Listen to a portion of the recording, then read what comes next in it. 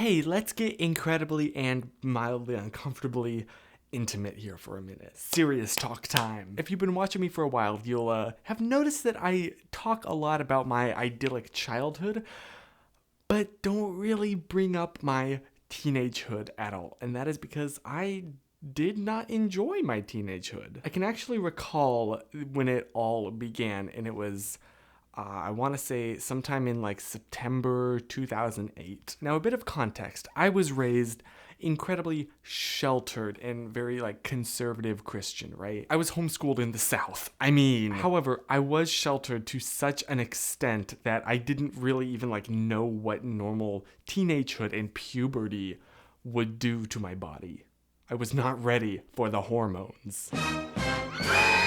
Like suddenly my thoughts of girls changed dramatically. And it was something that I wasn't expecting or ready for in the slightest. The car agrees. And because young Chris did not realize that these thoughts and feelings were, normal, a sign of healthy human sexuality, he began associating any and all thoughts of girls at all with guilt.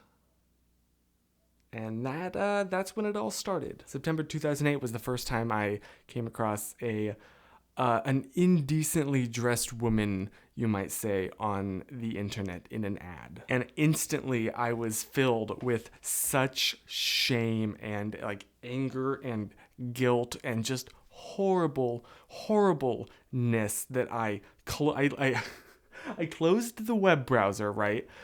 Closed our internet connection, shut the computer, and went to my room. Like, I'm talking like full-on immediate cold sweat, heart pounding, just wishing I could die, basically. But thankfully, my mother was there for me.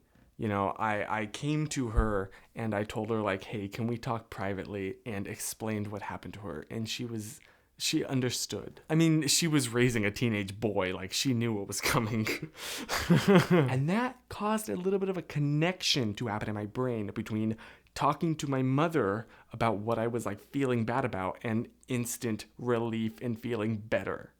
Which is a good thing, Kids, talk to your parents about things, about struggles you're going through. I don't want to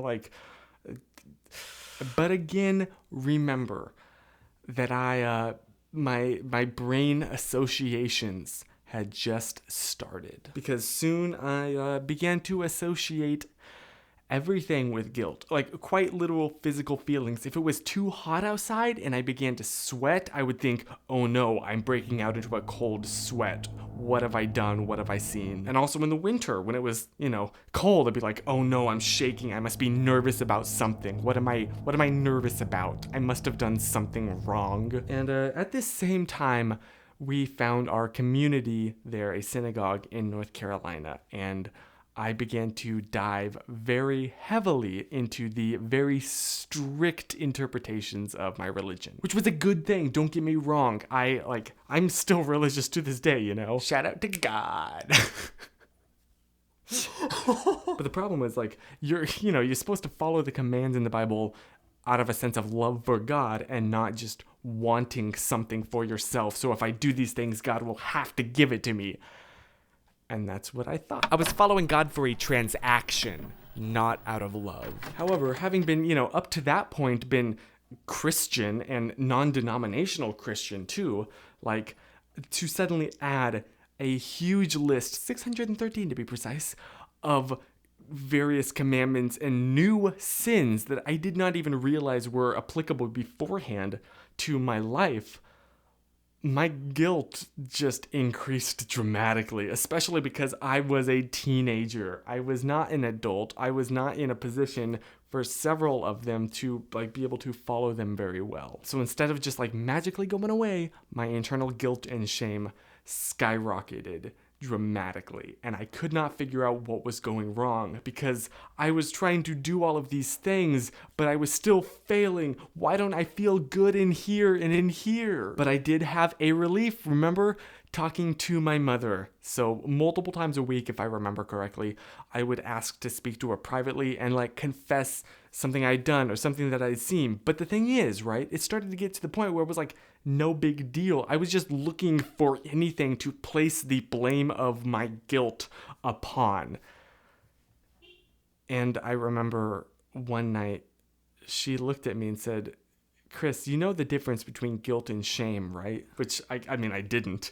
So she looked me in the eyes and explained to me that guilt is a tool. It is a way to know when you have messed something up, either in a social situation and committed a faux pas, or against God and your religion, just when you know that you have done something wrong. But the thing is, guilt has to be attached to an action.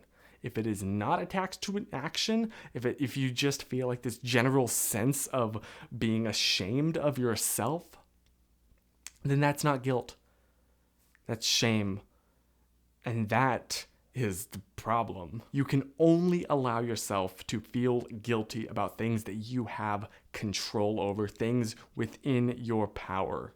If you have no control over a situation, then there is nothing to feel guilty for.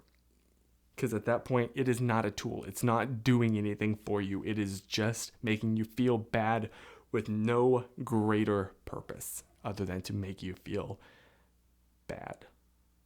And I would love to tell you that cleared everything up and it all went away and I'm perfectly fine now. But the truth is, life's not like that. And I still quite often suffer from random feelings of guilt and shame and just like, you did something wrong, or you cannot enjoy whatever you're doing right now because you did something wrong. Even though, again, it is not connected to any action. But every time that happens, I have to stop and think to myself, is this connected to a previous action? Because if it is not, this is not a good thing. And I cannot allow myself, and you should not allow yourself, to slide into the pit of feeling guilty. Do not allow yourself to feel guilty for things you have no control over. Please.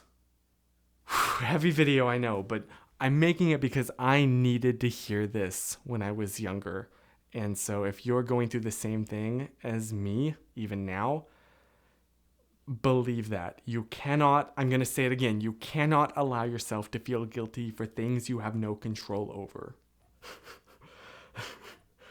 Anywho, on that lovely, beautiful note, I guess I will see you next week on a lighter, happier, chiller note.